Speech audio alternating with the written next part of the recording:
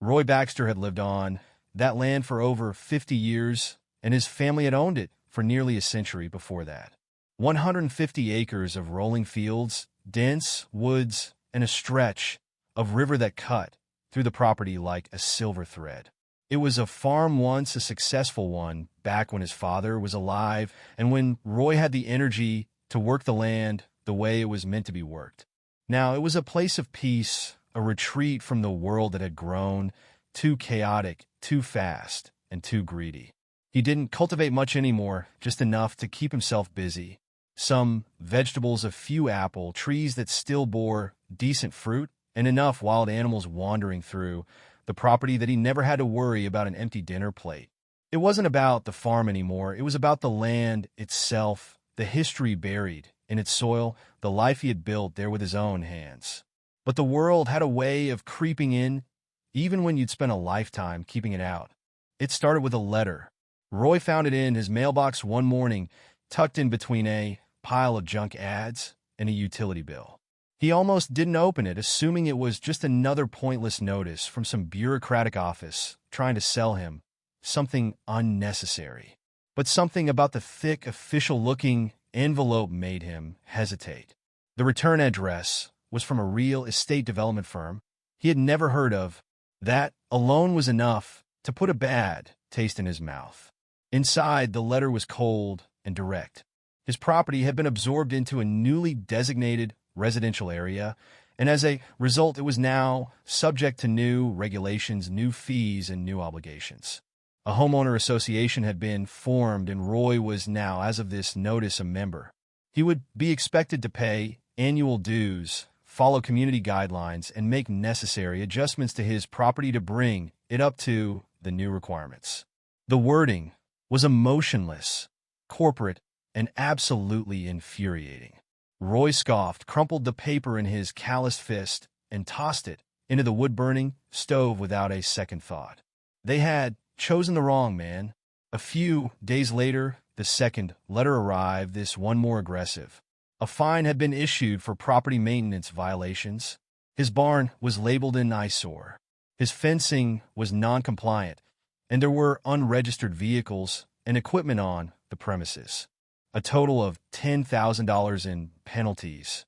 The notice gave him 30 days to pay. Roy didn't even bother burning this one. He tossed it on the counter, grabbed his truck, keys, and drove straight to the town office. He was ready to tell them exactly where they could shove their regulations and fines. The office was small, tucked between a bank and a law firm. One of those places that looked more like a doctor's waiting room than a place where decisions were made that could tear a man's life apart. A receptionist barely looked up from her desk as he walked in. But when he dropped the letter on the counter, hard enough to rattle the pen holder, she finally acknowledged him. "I need to speak to someone about this." His voice was steady, but there was no mistaking the irritation in his tone. She glanced at the letter, sighed like she'd seen 100 of them that week, and gestured toward the hallway. "Office at the end. Mr. Duke will answer your questions." That name meant nothing to Roy, but he had a feeling he wasn't going to like whoever it belonged to. Vincent Duke was everything Roy expected. Mid-40s, suit a little too sharp for a man who didn't actually work with his hands, and a smile that was too polished to be real. He didn't offer a handshake, just leaned back in his chair, arms folded, as Roy stepped into the office. "Mr. Baxter," Duke said as if he were greeting an old friend. "I was wondering when you'd come in. Please have a seat." Roy didn't sit. He crossed his arms and stayed planted where he was. "I'm not paying a damn fine for land that belongs to me, and I'm not part of any damn association." Duke sighed as if Roy were a slow student struggling with a simple lesson. "I understand this might be frustrating, but the matter is already settled. The county approved the expansion plans last year, and all properties within the new boundary lines fall under the association's governance. It's standard procedure." "Not for me, it ain't." "Well, that's where we disagree." Duke smiled like a man who had already won.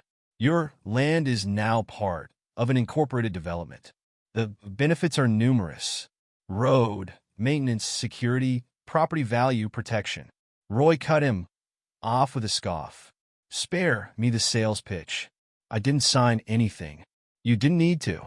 Duke replied smoothly. The jurisdiction change was handled at the county level. Everything is perfectly legal.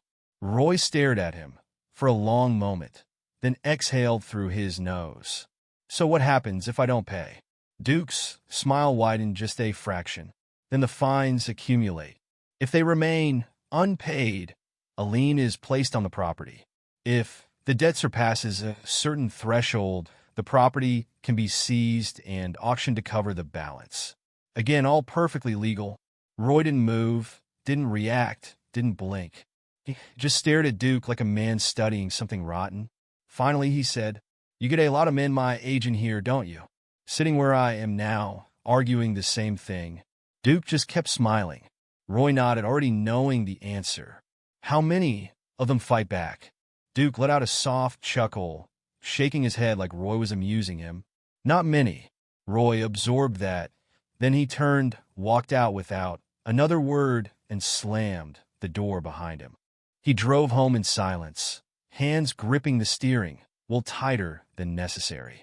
The road was familiar, every turn and bump memorized from years of travel. But today it all felt different, like the land itself was shifting beneath him. When he reached his property, he sat in the truck for a long moment, staring at the field stretching out before him. His land, his home. And now they were telling him it belonged to someone else. Not a chance in hell. Stepping out, he walked toward the barn, boots crunching against the dirt path. The place was old, weathered by years of storms and use. But it stood strong, just like he did. Inside, he pulled open an old metal filing cabinet, rusted at the edges. Papers, documents, everything that had ever mattered regarding this land, neatly stored in thick folders. He found the one he wanted, pulling out his original deed. His name in bold letters, the legal proof that this land was his. No homeowner association. No government order. Just his rights on paper. They were trying to steal what wasn't theirs. He ran a finger over the embossed seal, a symbol of his family's legacy.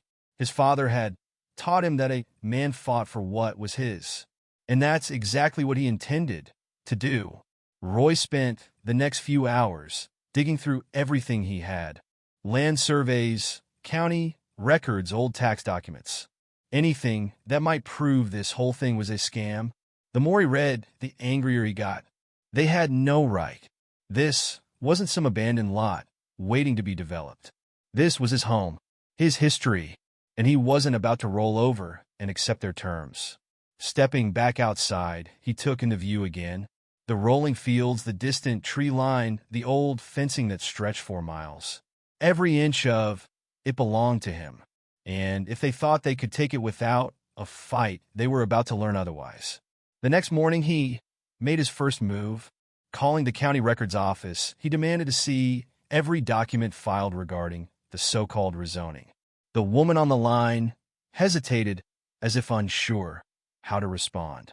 "Sir, those files are sensitive." "Not to me, they ain't," Roy interrupted. "I own the land. I have the right to know what deals were made behind my back."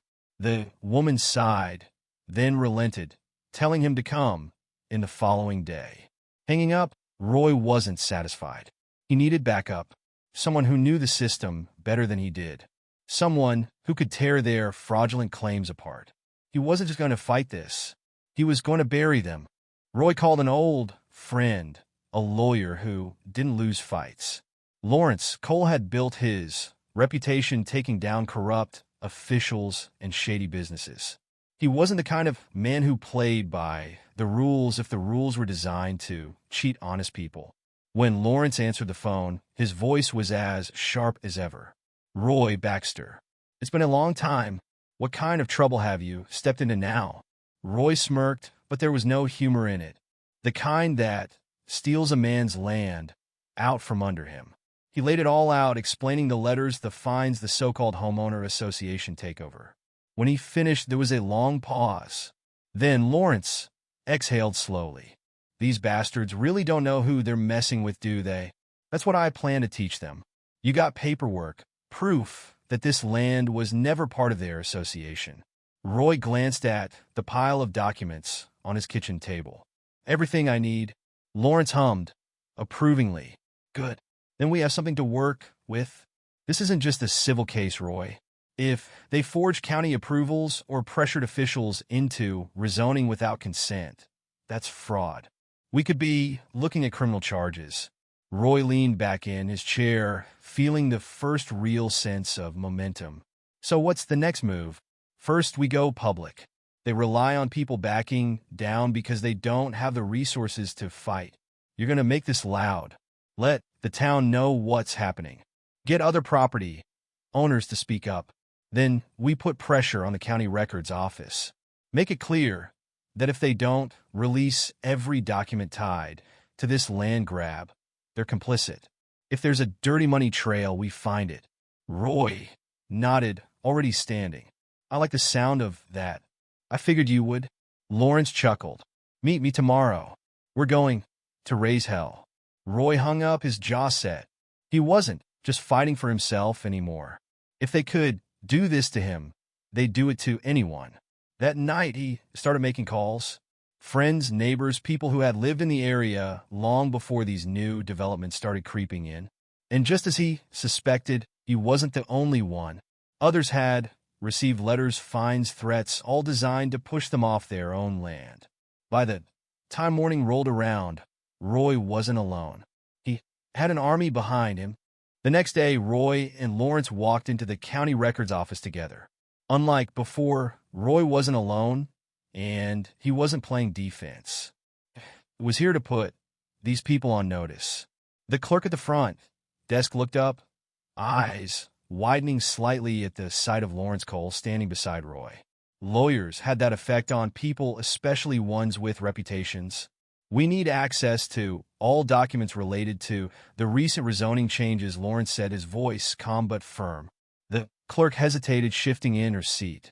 I'm not sure if those records are publicly accessible. Lawrence smiled, but there was nothing friendly about it. They are when the changes were made illegally. If you deny access, you're interfering with an investigation. The woman paled slightly, fingers hovering over the keyboard. Give me a moment. She disappeared into the back office, leaving Roy and Lawrence standing in tense silence. A few minutes later, a man in a suit emerged. He was younger than Roy expected, mid-30s, with slick back hair and a name badge that read, County Record Supervisor Mark Jensen. Gentlemen, is there a problem?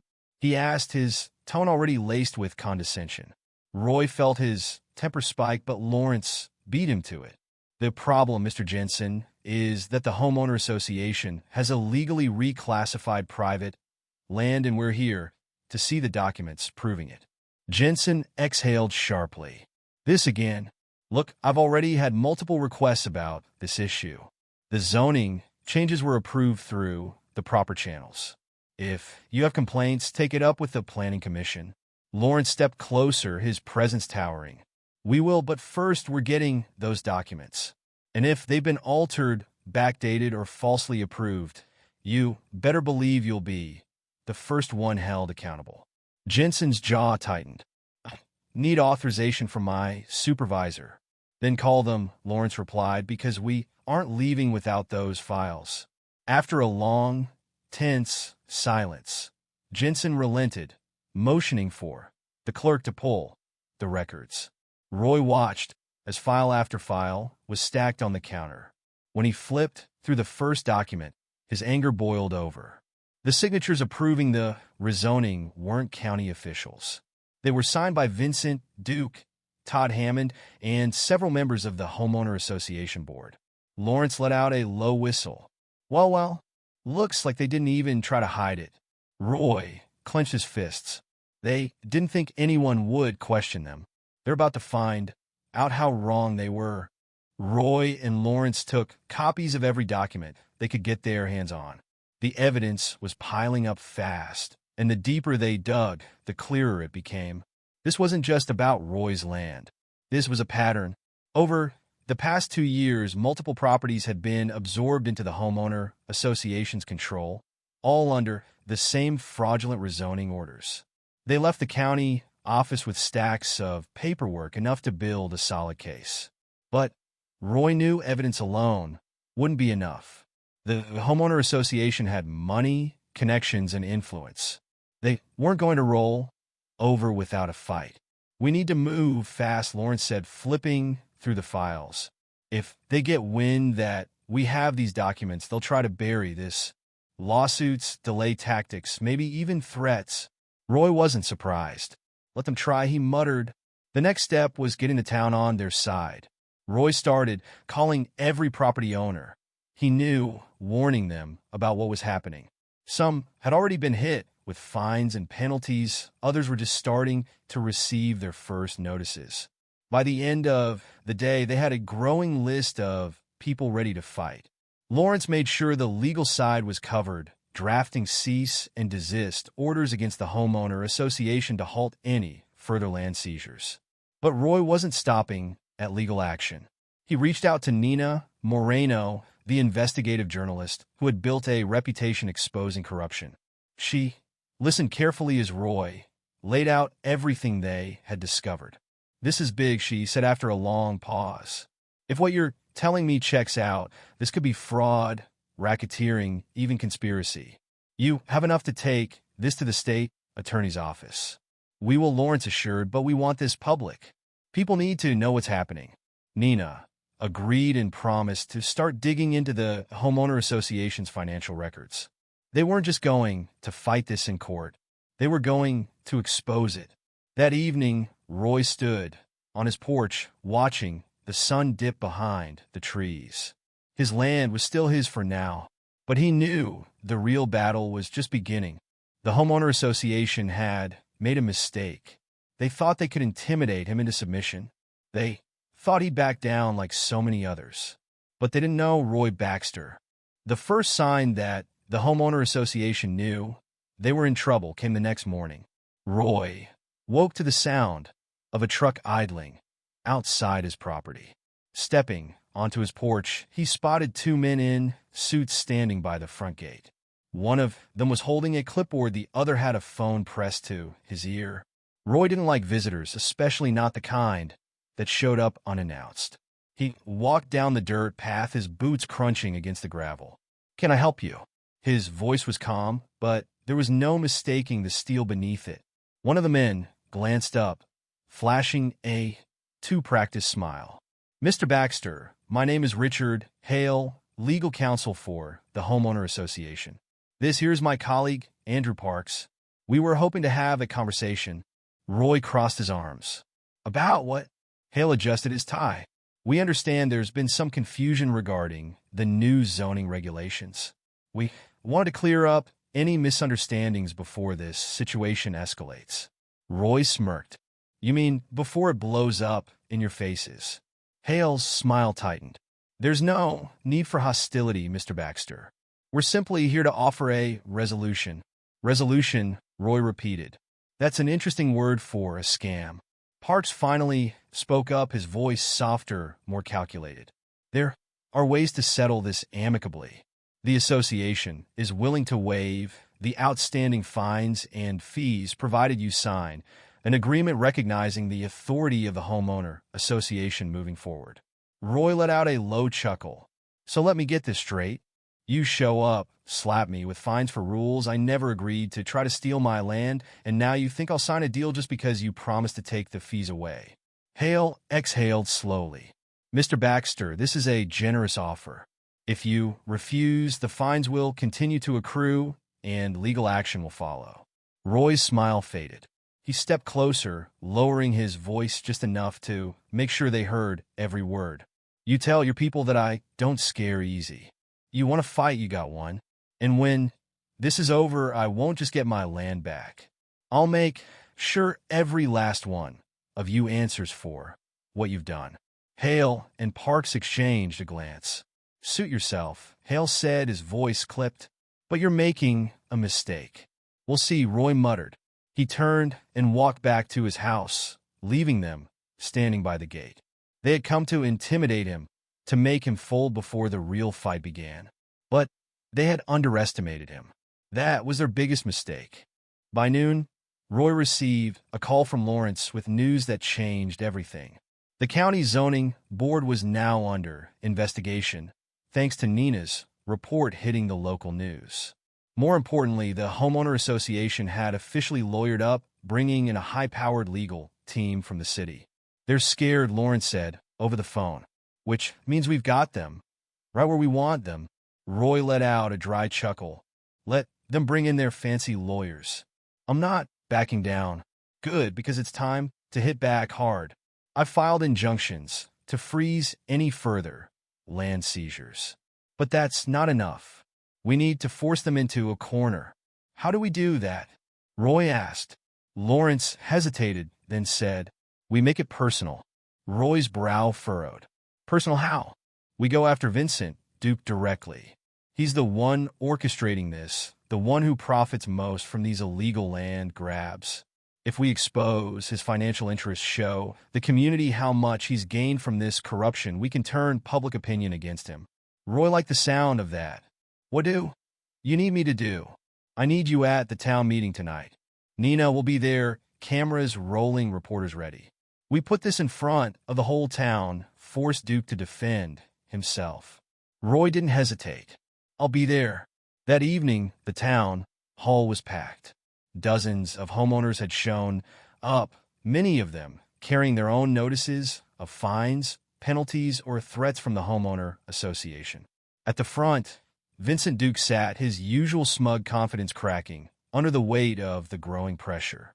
Lawrence spoke first, laying out the evidence they had gathered. He showed copies of forged zoning approvals, financial transactions linking Duke to land purchases, and statements from displaced homeowners. "This isn't just about one man's land," Lawrence said, turning to face the crowd. "This is about corruption, about greed, about people using their power to take what isn't theirs." Roy stood up then, holding his own stack of documents. "These people want us to believe we have no choice, that they make the rules and we just have to live with it. Well, I say no." The crowd erupted, people shouting in agreement, others demanding action. Vincent Duke rose, adjusting his tie, clearing his throat. "Let's not be hasty, folks. These claims are exaggerated." Roy narrowed his eyes. "Then prove it. Show us the records that say we agreed to this. Show us the laws that say you had the right to take our homes." Duke had no answer. And just like that, the tides turned.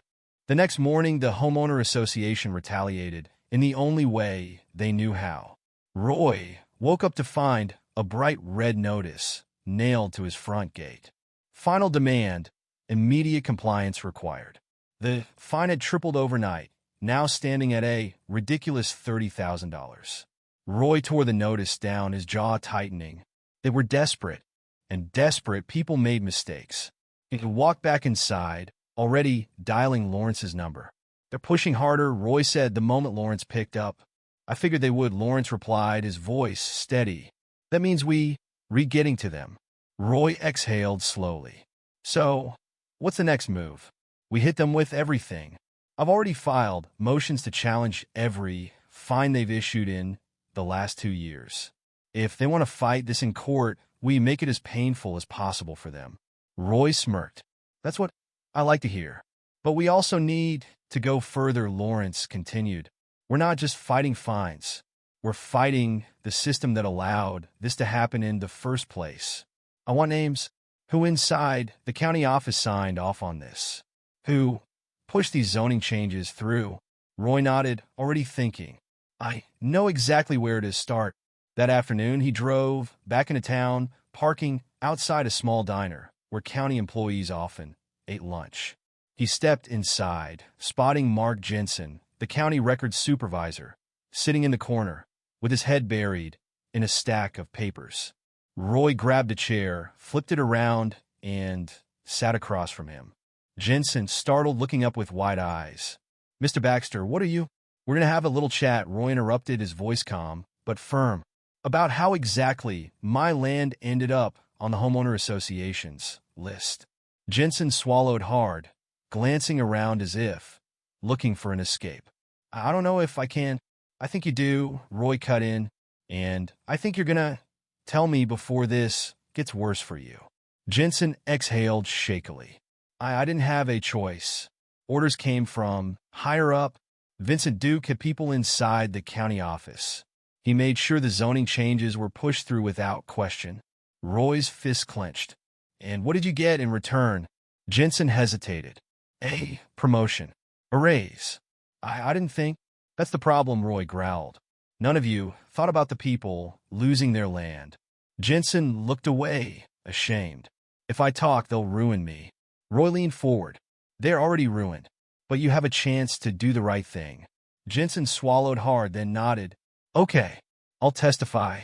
Roy sat back, satisfied. Another piece of the puzzle was falling into place. That night, Roy met with Lawrence to prepare for what came next. The case was growing bigger, faster than either of them had expected. With Mark Jensen agreeing to testify, they now had direct proof of corruption inside the county office. This changes everything, Lawrence said, skimming through the statements Roy had written down. If Jensen talks under oath, we can push for a full county-level investigation. Roy nodded, but his mind was already moving ahead. We can't let them cover this up. They'll try to bury it behind red tape, slow the process down until people forget. Lawrence smirked. That's why we're taking this public. I already called Nina. She's running the story first thing in the morning. Once this hits the news, the county won't be able to ignore it. Roy exhaled a slow, satisfied breath. Then let's make sure they feel the pressure. The next morning, the town woke up to headlines that shook everything. Homeowner Association fraud exposed. Illegal property seizures tied to county officials. The reaction was immediate. People flooded the town hall, demanding answers. The mayor was forced to address the situation, promising a full investigation. Meanwhile, Todd, Hammond, and Vincent Duke were nowhere to be seen. But Roy knew it wasn't over. That afternoon, his phone rang again. This time it was an unknown number. He answered cautiously. Mr. Baxter, a familiar voice said. It was Vincent Duke. I think we need to talk. Roy smirked. Talk, huh? I don't think we have much left to say. I think we do, Duke replied smoothly. Things have gotten out of control. I'm willing to negotiate. Roy's jaw tightened. You mean you're finally scared? Duke chuckled, but there was no humor in it. Let's just say, I prefer settling matters privately. I can make this go away, Mr. Baxter. You walk away, and I'll erase every fine against your property. Roy let the silence drag. Then he spoke slow and deliberate. I don't want your deal. I want justice. Duke sighed, his voice losing its slick confidence. Think about it, Roy. This doesn't end well for you either. Roy smiled. You really don't get it, do you? This isn't about me. This is about every person you've stolen from. And trust me, Duke, this is ending real soon. He hung up, not giving Duke a chance to respond. He had all the confirmation he needed. They were cracking under the pressure, and soon enough they'd fall. 2 days later, the first arrest was made. Mark Jensen had provided enough evidence to push for an emergency court order, and with the investigation now in full swing, law enforcement had no choice but to act. Todd Hammond, the so-called president of the Homeowner Association, was taken into custody on charges of fraud, conspiracy, and illegal land seizure. The moment the news hit, Roy knew things were about to unravel fast. He stood on his porch, watching as a news van pulled up, reporters scrambling out with cameras already rolling. He had expected this. Nina Moreno had told him the night before that once the first domino fell, the media would be all over it. The reporter approached him, microphone in hand. Mr. Baxter, can you comment on today's arrest? Roy exhaled slowly, arms crossed. About time was all he said. And do you believe more arrests will follow? The reporter pressed. Roy smirked. If there's any justice left in this town, there will be. Meanwhile, Vincent Duke had gone silent, no longer making statements, no longer acting like the smug, untouchable businessman he had been. But Roy wasn't fooled. Men like Duke didn't just roll over. They fought until the bitter end. And he was waiting for it. Later that evening, he met with Lawrence, reviewing the next steps. "We're getting close," Lawrence said, scanning the legal documents spread out on the table. "But we need to keep the pressure on. They're going to try to stall, delay, bury this in bureaucracy." Roy nodded. "Then we don't give them the chance." He picked up the latest set of court filings, ones that push for a full audit of all properties seized under the homeowner association. "If we can prove they've been running this scam for years, we take down more than just Hammond. We take down the entire system that let this happen." Lawrence grinned. "Now you're thinking like a man who wants to win." The next morning, more subpoenas were issued, demanding financial records, tax filings, and internal communications from the homeowner association board. That was when the second arrest happened. A county official, tied to falsified zoning approvals, was charged with accepting bribes in exchange for pushing the illegal land seizures through. It was spreading now just like Roy had hoped. The whole corrupt system was crumbling from the inside, and there was nothing they could do to stop it. The final blow came when Vincent Duke finally broke his silence. For weeks, he had been dodging reporters, refusing to comment on the mounting evidence. But when Todd Hammond was officially denied bail and the FBI started looking into financial records, Duke knew he was running out of options. Instead of facing charges, he did what Roy had expected. He tried to cut a deal. The news broke that afternoon, spreading like wildfire across town. Duke had agreed to cooperate with investigators in exchange for a reduced sentence. He was willing to testify that the entire homeowner association scheme had been built on fraudulent land seizures, backroom deals, and illegal rezoning tactics. More importantly, he was ready to name names from county officials who had approved the transfers to developers who had paid for priority access to stolen land. Roy sat in his truck outside the diner, reading the report on his phone, letting the weight of it settle. It was happening. The corruption was being dragged into the light, and there was no stopping it now. A few minutes later, his phone rang. It was Lawrence. "Well, that didn't take long," the lawyer said, sounding satisfied. "Duke folded faster than I thought he would." Roy let out a slow breath. He knows he's got no way out. This is his only chance to save himself. Lawrence agreed. And if he names enough people, this might not just be a county investigation anymore. The feds are watching this now. They might step in. That was exactly what Roy wanted to hear. He had started this fight just trying to save his own land, but now it was bigger than that. The entire system that had allowed men like Hammond and Duke to operate for years was finally being torn apart. And once the FBI got involved, there would be no more loopholes, no more county-level deals to sweep things under the rug. That evening, as the sun dipped behind the horizon, Roy stood on his porch, looking out at the land he had nearly lost. It was still his, just as it had always been. But now it would stay that way, not just for him, but for every person who had been cheated by the corrupt system. He had fought back, and he had won. With the case breaking open, Roy attended the final town hall meeting. Knowing this was the moment everything came to a head. The room was packed, standing room only, with people demanding answers, demanding justice. The mayor sat at the front, looking more nervous than ever, flanked by county officials who were now scrambling to distance themselves from the scandal. Reporters lined the walls, cameras rolling as the tension in the room thickened. Roy sat near the front, arms crossed, watching as Vincent Duke was led inside by his attorney, looking more like a man awaiting sentencing than the smug businessman he had once been.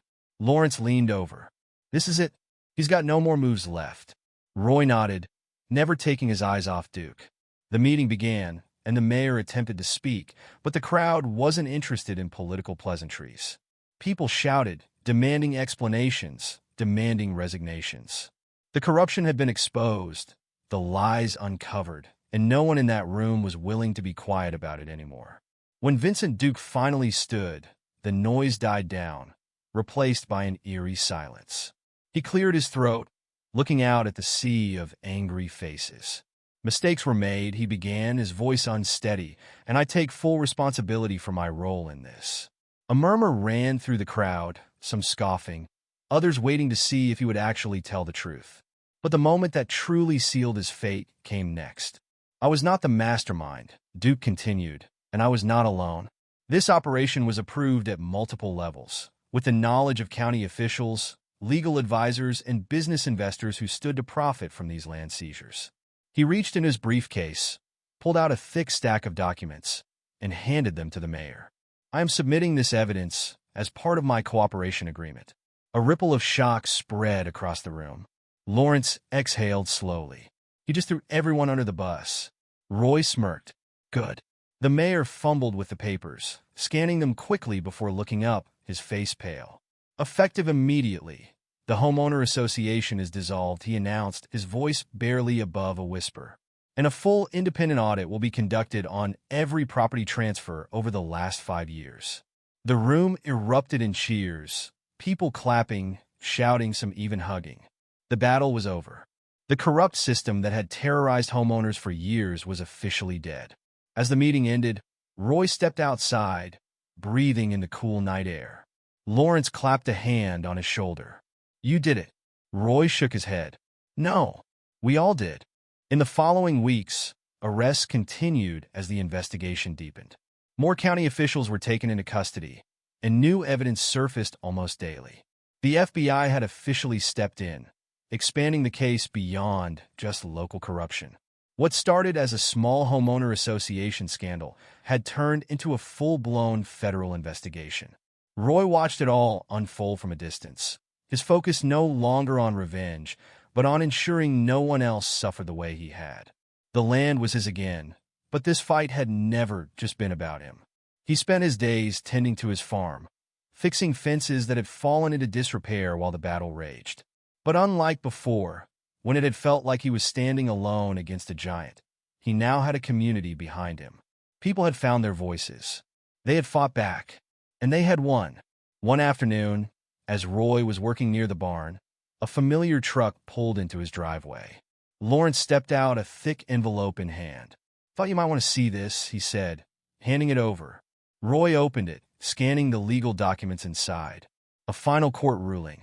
Every fraudulent fine, every illegal lien, every attempt to steal his land, officially erased. His ownership restored beyond any doubt. He let out a slow breath. "It's over." Lawrence nodded. "It's over." But not for them. Todd Hammond had been sentenced to prison time. Vincent Duke had disappeared into federal custody, and multiple county officials were facing long legal battles of their own. The town was already changing, with new leadership promising transparency and accountability. It didn't mean corruption would never return, but for now, the people had control again. As Lawrence leaned against the truck, he smirked. "So, what's next for Roy Baxter?" Roy glanced at his land, the fields stretching out beneath the golden light of the afternoon sun. He had spent months fighting, but now, for the first time in a long while, peace had returned. He smiled. "I think I'll just enjoy what's mine." A month later, Roy stood on his porch, watching the sun rise over his land. The fight was over, the dust had settled, and for the first time in what felt like forever, there was nothing left to battle. The quiet was different now. It wasn't the silence of uncertainty or tension. It was the peace of knowing that justice had been served. His land was his again, not because some paper said so, but because he had refused to let anyone take it from him. The town had changed in the aftermath. New officials had taken over, promising to clean up the corruption that had festered for years. The homeowner association was gone, its name now nothing more than a bitter memory. People had reclaimed their homes, their properties, their rights. And Roy had reclaimed something too, his faith in standing up and fighting back, in refusing to be pushed aside. As he sipped his morning coffee, a truck pulled up the long dirt road. Lawrence stepped out, carrying a newspaper under one arm.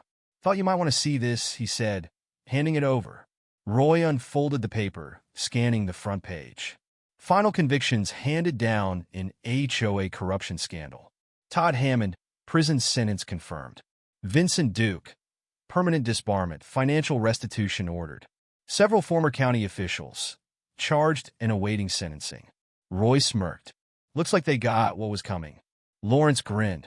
"They always do. Eventually, you did more than just win, Roy. You changed things." Roy nodded, setting the paper aside. That wasn't why he had fought. He had fought because it was the only choice he had. But knowing that his battle had helped others, well, that was something worth remembering. He glanced at Lawrence. "So, what now?" Lawrence chuckled. That's up to you. You planning on staying out of trouble for a while? Roy smirked. No promises. Lawrence laughed, shaking his head. Well, if you ever need a lawyer again, you know where to find me. Roy watched as his friend drove off, then turned back to his land. The sun was higher now, casting long golden shadows over the fields. He had worked this land, fought for it, protected it, and now he was finally free to enjoy it. Roy sat on his porch, listening to the wind move through the trees. The fight was behind him now, a storm that had come and gone, leaving behind clearer skies. The land stretched out before him, unchanged, steady, the same soil that had been in his family for generations. It felt different now, though, not because the land itself had changed, but because Roy had. He had spent his life avoiding trouble, keeping to himself, letting the world go on without him. But when they had come for what was his, he had made a choice. He had fought, and he had won. The town had moved on, but the effects of his battle remained. People no longer lived in fear of the homeowner association. There were no more fraudulent fines, no more threats hanging over homeowners who just wanted to live in peace. The corruption had been torn out by its roots, and those responsible were paying the price. Roy had never cared much for politics, but he knew what it felt like to be cheated, to be backed into a corner with no way out. And now, because he had refused to give in, the town was better for it. As he sat there, sipping his coffee, he spotted a familiar truck rolling up the dirt road. It was Henry Lawson, one of the many homeowners who had nearly lost everything. He climbed out, tipping his hat as he walked up the steps. "Thought I'd drop by. See how you're doing," Henry said. Roy nodded, gesturing toward the other chair on the porch. "You got time for coffee?" "Always," Henry chuckled, settling in. They sat in comfortable silence for a moment, watching the wind roll across the fields. Then Henry let out a slow breath. "You know, most folks would have folded when they came knocking. Would have paid the fines, let them take what they wanted. But you." Henry shook his head. "You never backed down." "That's something, Roy." Roy gave a small smirk. "Just did what needed doing." Henry laughed. "Well, you did more than that. You reminded folks what it means to stand up for yourself." Roy didn't answer right away. He just let the words settle, watching as a hawk soared overhead, free, untouchable. Maybe that was the real victory. Not just getting his land back, but proving that no one had the right to take what wasn't theirs. The town had learned that lesson, and Roy had made sure they wouldn't forget it. As the afternoon sun warmed the porch, he leaned back in his chair, letting out a slow, content breath. He had fought. He had won. And now, at long last, he could rest,